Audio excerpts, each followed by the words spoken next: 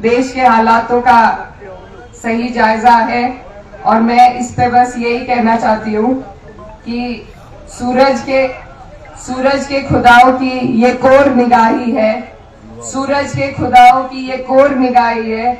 महलों में उजाला है, कुटियों में सिहाई है, महसूस ये होता है ये दौरे तबाही है, शीशे की अदालत है और पत्थर की गवाही है।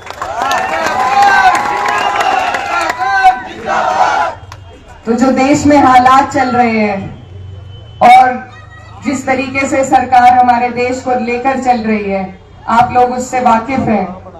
और आज जो हम यहाँ इकट्ठा हुए हैं, तो लोकसभा का चुनाव है, मकसद आपके सामने है कि हमें ये तानाशाहों की सरकार को बदलना है।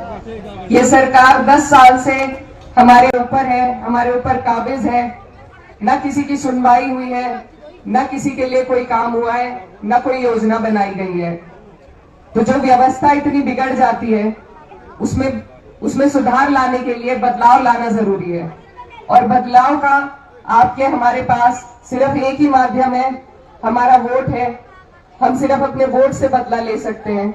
और आने वाली 19 तारीख है जो आपके लोकतंत्र का जश्न है, आपका वोट का अधिकार है, आपको उस दिन उसे इस्तेमाल करना है। हमारा ये जो जिला है, हमारे जिले ने बहुत ऐतिहासिक परिणाम दिए थे 2022 में। जिले में यहाँ से भाजपा का सुपड़ा साफ करने का काम किया था।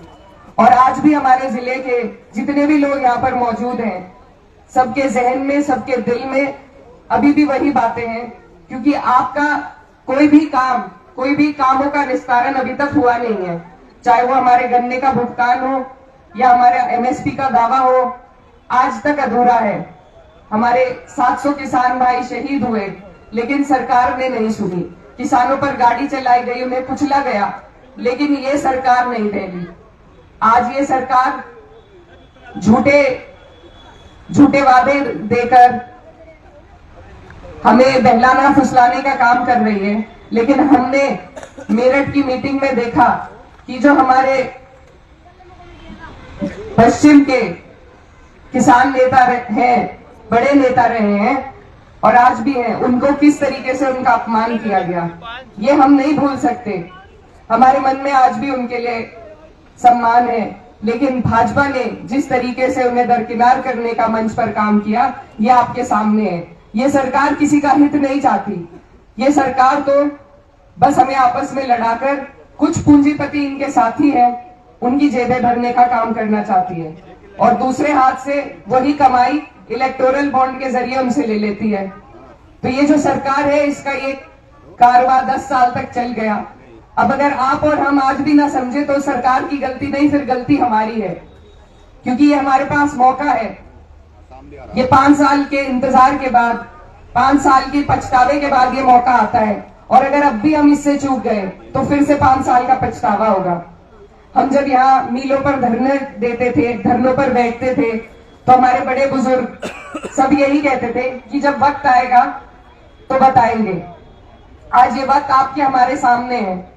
अगर आज हमने इस वक्त की अहमियत को ना समझा, आपस की छोटी मोटी नाराजगियों से अगर हमने इस सरकार को दोबारा अपने ऊपर हावी होने दिया, तो हम फिर 5 साल के लिए पछताएंगे।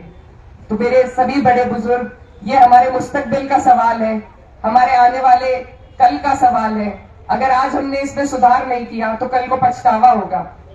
यहाँ से हमारे जो माननीय सांसद जी हैं, उनका कार्यकाल भी आपके समक्ष है। वो डबल इंजन की सरकार के सांसद थे। इतनी ताकत अगर कभी मेरे वालिद साहब को मिली होती तो वो पता नहीं क्या से क्या करते, आप लोग जानते हैं। लेकिन एक सांसद होना अपने आप में कम बात नहीं है।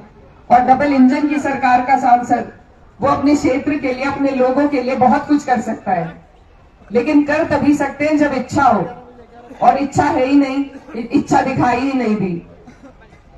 आप लोग सभी इस बात को जानते हैं कि एक जनप्रतिनिधि का सबसे पहला कर्तव्य अपने लोगों के बीच में आना जाना, उनके सुख दुख में शामिल होना, उनकी समस्याओं को समझना, उसका निस्तारण कराना या उसे बुलंदी से पार्लियामेंट में उठाने का होता है। हमारे यहाँ हम खुद शामिल हुए, कई धरने हमने दिए, लेकिन एक भी धरने की आवाज संसद में हमने उठती नहीं देखी। तो ये हमारे लोगों के साथ ये छल ही है एक तरीके से। आज आप अपनी आवाज को बुलंद कर